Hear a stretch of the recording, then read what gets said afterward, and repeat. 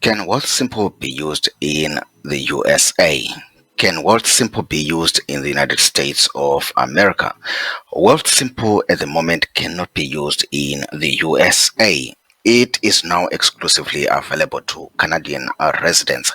Wealthsimple exited the US market back in 2021, transferring all American accounts to a Betterment, and has no current plans to re-enter the market anytime soon. So at the moment, Wealthsimple can only be used in Canada, not in the United States. So the requirement, you must be a Canadian resident, citizen, or valid visa holder living in Canada in order to be able to trade or use a Wealthsimple.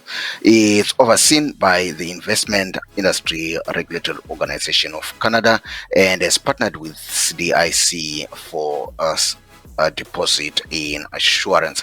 So why is Wealthsimple no longer in the US? Wealthsimple launched in the US in 2017 with commission-free trading. In 2021, it sold its US accounts basically to Betterment. The move was strategic. The US robo-advisor market is highly competitive, while Wealthsimple has a stronger foothold in Canada. So that's the situation.